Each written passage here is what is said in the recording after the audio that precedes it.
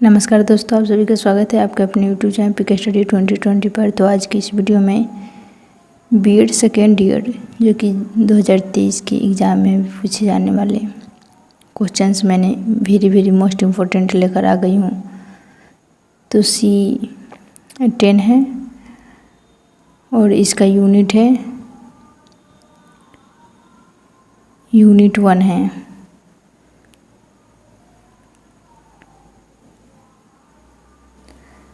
तो देखिए, विशिष्ट इसका क्वेश्चन इस तरह से पूछा जाएगा एग्जाम में कि विशिष्ट या विशेष शिक्षा का क्या अर्थ है, इसके उद्देश्यों एवं क्षेत्र का वर्णन कीजिए। जो कि 2018 में और 2020 में पूछा गया है और 2 साल गैप होकर फिर 23 में इसका यही क्वेश्चन रिपीट करेगा, इसलिए ध्यान से पढ़िएगा। तो सबसे पहले हम लोग इंट्रोडक्शन, फर्स्ट में इंट्रोडक्शन और लास्ट में निष्कर्ष लिखना नहीं भूलेंगे, क्योंकि ये बात ज़रूरी होता है।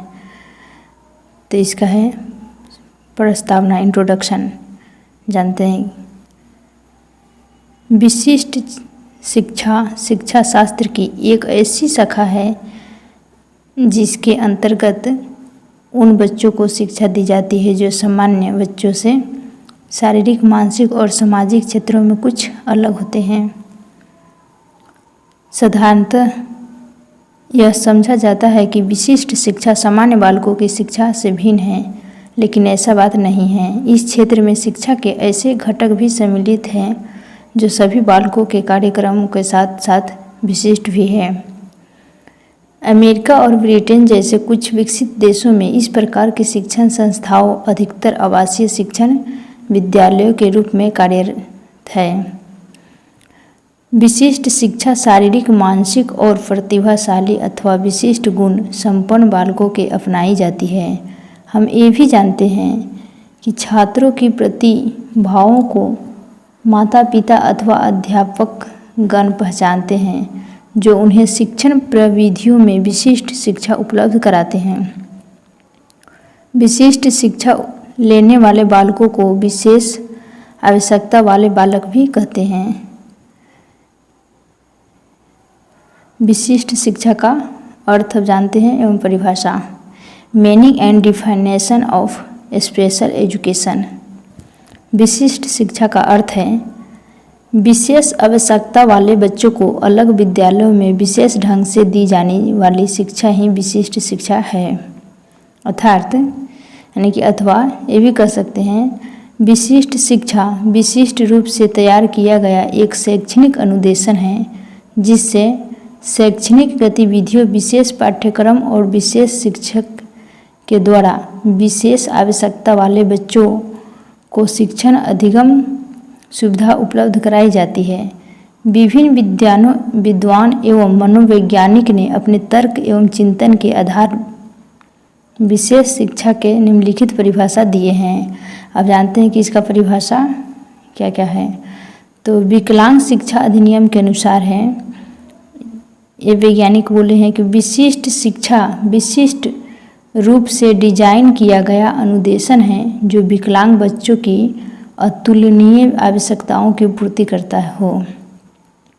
उसके बाद कर्क के अनुसार देखिए, विशेष शिक्षा का अर्थ विशेष रूप से तैयार किए गए साधनों के द्वारा। किर के अनुसार है, विशिष्ट शिक्षा शब्द शिक्षा के उन पहलुओं को इंगित करता है जिससे विकलांग एवं प्रतिभाशाली बच्चों के लिए किया जाता है, लेकिन औसत बालकों के मामलों में प्रयुक्त नहीं होता है। हलन और कॉफमैन के अनुसार है, विशेष शिक्षा का अर्थ विशेष रूप से तैयार किए गए साधनों के द्वारा विशिष्ट बच्चों को प्रशिक्षण देना है। उपरोक्त परिभाषाओं में निम्नलिखित तथ्य निकलता है। अब कौन कौन तथ्य निकलते हैं तो यहाँ इसमें जानते हैं।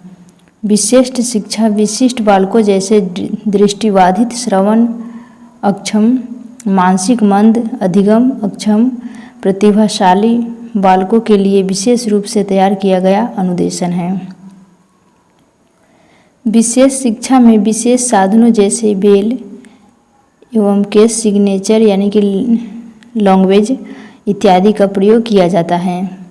इसमें कुछ विशिष्ट शिक्षण विधि का प्रयोग किया जाता है। यह अनुदेशन विशिष्ट बालकों के लिए ही लाभप्रद होती है, न कि सामान्य बालकों के लिए। अब विशिष्ट शिक्षा की प्रकृति एवं विशेषता जानते हैं।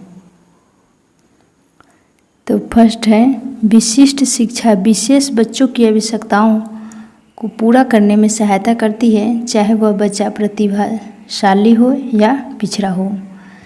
विशिष्ट शिक्षा विशिष्ट बच्चों के समाज के साथ समायोजन में सहायता करती है। विशिष्ट शिक्षा विशिष्ट बच्चों की पहचान व निदान में सहायक है। विशिष्ट शिक्षा की प्रकृति विकासात्मक है। विशिष्ट शिक्षा विशिष्ट बालकों को आत्मनिर्भर बनाती है तथा उनमें आत्मविश्वासी का संचार करती है। विशिष्ट शिक्षा प्रदान करने के लिए विशेष शिक्षा सामग्री, पाठ्यक्रम व विशेष प्रशिक्षण प्राप्त अध्यापकों की आवश्यकता होती है। विशिष्ट शिक्षा द्वारा पिछड़े बच्चों को उनके स्तर के अनुसार व्यावसायिक प्रशिक्षण देकर उन्हें आत्मनिर्भर बनाया जा सकता है। यह शिक्षा बालकों की क्षमताओं, योग्यताओं, रुचियों, अभिरुचियों को ध्यान में रखकर दी जाती है। विशिष्ट शिक्षा सार्वभौमिक प्रकृति की शिक्षा है। यह शिक्षा सभी प्रकार के विशिष्ट बच्चों को दी जाती है, चाहे वे बच्चे धर्म, जाति, लिंग, रूप, आकार के अनुसार भिन्न ही क्यों न हो। यानी कि अलग अलग जाति के रहेगा तभी भी कोई भेदभाव नहीं रखना चाहिए। उसके बाद है प्रत्येक नागरिक को सामान्य शिक्षा लेने का अधिकार है। विशिष्ट बालकों को विशिष्ट शिक्षा का अधिकार है। विशिष्ट शिक्षा विशिष्ट बच्चों के हर पक्ष का विकास करती है, चाहे वह शारीरिक हो या मानसिक, सामाजिक या संवेगात्मक। विशिष्ट शिक्षा लोगों का विशिष्ट बालकों के प्रति दृष्टिकोण में बदलाव लाती है। अब इसका उद्देश्य जानते हैं। प्रत्येक शिक्षा व्यवस्था या संस्था के कुछ लक्ष्य या उद्देश्य होते हैं। इसी प्रकार विशिष्ट शिक्षा भी सामान्य उद्देश्य शिक्षा की तरह देश के विकास, समाज का पुनर्गठन, नागरिक विकास, समाज में फैली बुराइयां मिटाना आदि विभिन्न प्रकार के उद्देश्य लेकर चलती है। इन उद्देश्यों के अतिरिक्त विशिष्ट शिक्षा के कुछ निम्नलिखित उद्देश्य भी हैं। अब कौन कौन से उद्देश्य से जानते हैं। विशिष्ट बच्चों की विशेष आवश्यकताओं की पूर्व पहचान तथा निर्धारण करना। शारीरिक दोष की दशा में इससे पहले कि वे गंभीर स्थिति को प्राप्त हो, उनकी रोकथाम के लिए उपाय कराना। विशिष्ट बच्चों को इस प्रकार शिक्षित करना ताकि वे अपने आप को समाज में समायोजित कर सके। शारीरिक रूप से बाधित बालकों का पुनर्वासन कराना। इस शिक्षा का उद्देश्य विशिष्ट बच्चों के प्रति माता पिता व समाज के लोगों की सोच व दृष्टिकोण को बदलना है। विशिष्ट शिक्षा का मुख्य उद्देश्य विशेष बच्चे का सर्वांगीण विकास करना है। शारीरिक रूप से बाधित बालकों की शिक्षण समस्याओं की जानकारी देना तथा सुधार हेतु सामूहिक संगठन तैयार करना। विशेष बच्चों को इस प्रकार का वातावरण प्रदान करना जिससे वे देश की मुख्य धारा से जुड़ सके। यह शिक्षा विशिष्ट बच्चों को प्रेरणा प्रदान करती है ताकि वे भी अपने जीवन के उद्देश्यों को प्राप्त कर सकें। अब विशिष्ट शिक्षा के गुण तथा दोष जानते हैं। तो इसका गुण है विशिष्ट शिक्षा के द्वारा बालक अपनी गति के अनुसार सीखता है। जैसे जैसे वो आगे बढ़ेगा वैसे ही अपना गति के अनुसार सीखेगा। विशिष्ट शिक्षा एक कक्षा में कम विद्यार्थी रहते हैं जिससे शिक्षक सभी बालकों पर व्यक्तिगत ध्यान देते हैं। जानते हैं ना, जब मतलब कोई भी स्कूल में ज़्यादा बच्चा रहता है तो शिक्षक कम ध्यान देते हैं, वहीं पर अगर कम बच्चा रहेगा तो ज़्यादा ध्यान देकर पढ़ाएंगे।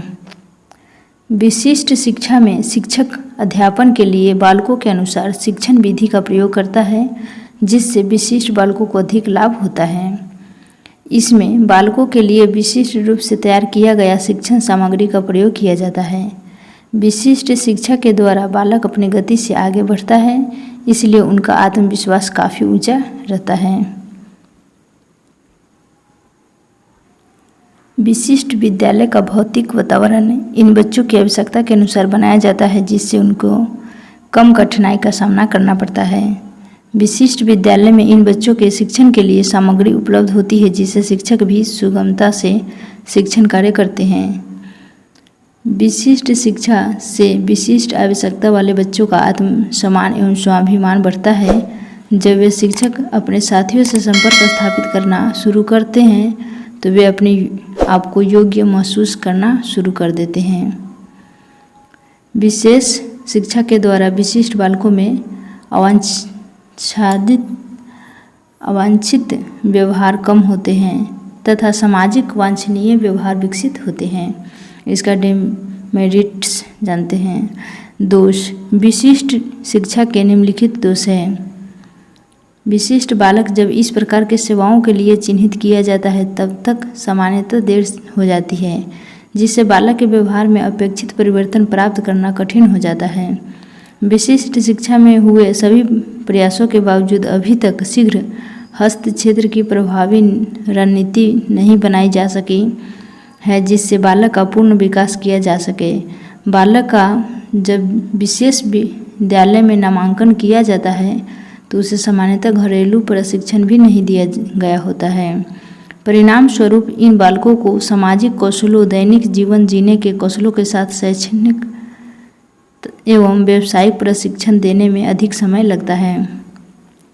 विशिष्ट बालकों का नामांकन विभिन्न उपलब्ध सेवाओं में उनकी अक्षमता एवं क्षमता के आधार पर किए गए वर्गीकरण के आधार पर किया जाता है, जबकि यह वर्गीकरण की वास्तविकता ही संदेह के घेरे हैं। क्या वह बालक जिसको किसी विशिष्ट सेवा के अनुसार संचित किया गया है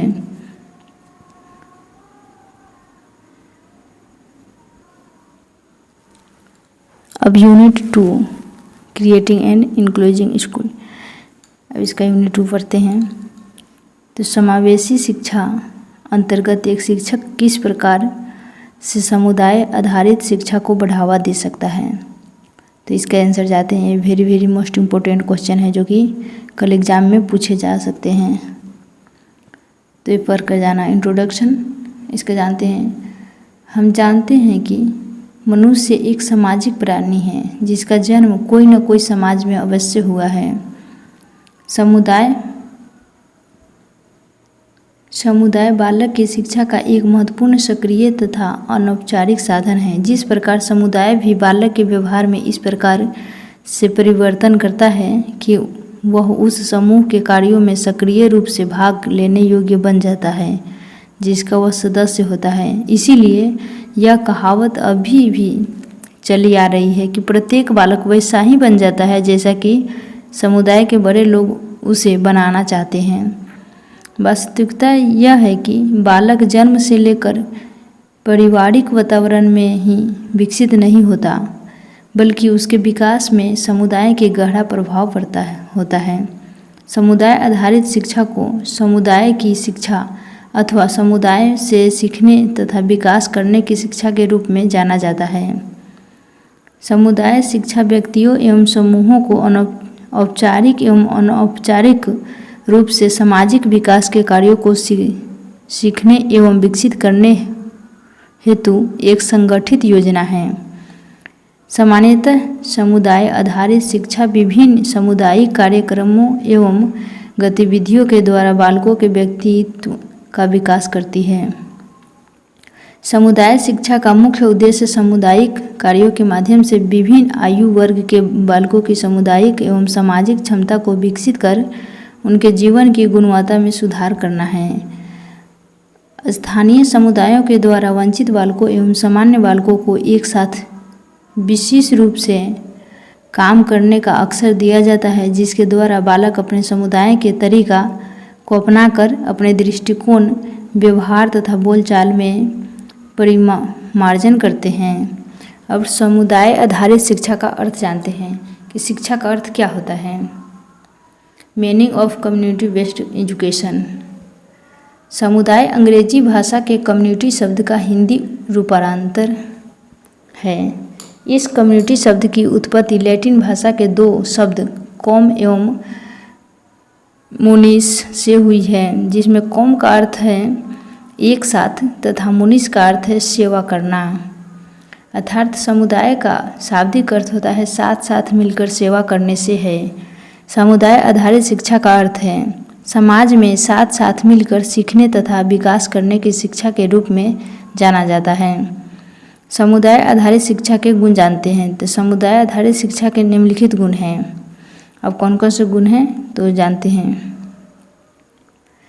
समुदाय आधारित शिक्षा में उपयोगिता के सिद्धांत को महत्व दिया जाता है। समुदाय के आधार पर प्राप्त की हुई शिक्षा उन लक्ष्यों पर बल देती है जो व्यक्ति तथा समुदाय दोनों के लाभकारी होता है। समुदाय आधारित शिक्षा बालक को उनमें अधिकारों तथा कर्तव्यों का ज्ञान कराता है। समुदाय आधारित शिक्षा बालक को आत्मनिर्भर तथा उत्तरदायित्व पूर्ण कार्य करने हेतु रचनात्मक कार्यों का अवसर देती है। समुदाय आधारित शिक्षा उपयुक्त होती है। समुदाय आधारित शिक्षा में क्रियात्मक सिद्धांतों पर विशेष बल दिया जाता है। समुदाय आधारित शिक्षा बालक के वास्तविक जीवन के अनुभवों से परिचित कराती है। बालक वस्तुओं का प्रत्यक्ष रूप से निरीक्षण करता है, जिससे उसे वस्तुओं के विषय में सही ज्ञान मिल जाता है। सामुदायिक शिक्षा के द्वारा बालकों का गुण विकास होता है, जो एक आदर्श नागरिक के लिए जरूरी है। समुदाय आधारित शिक्षा बालकों में अपनी संस्कृति एवं सभ्यता का ज्ञान कराती है। अब जानते हैं समुदाय आधारित शिक्षा के दोष कौन कौन से हैं। तो समुदाय आधारित शिक्षा के निम्नलिखित दोष हैं। समुदाय आधारित शिक्षा अपनी स्वार्थ सिद्धि के लिए शिक्षा को अपने हाथ का खिलौना बना लेती है।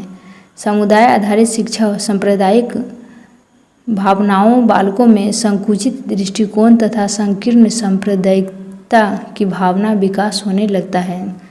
संकुचित दृष्टिकोण एवं सांप्रदायिक भावना के विकसित होने के कारण लोकतांत्रिक भावना के विकास में बाधा उत्पन्न होती है।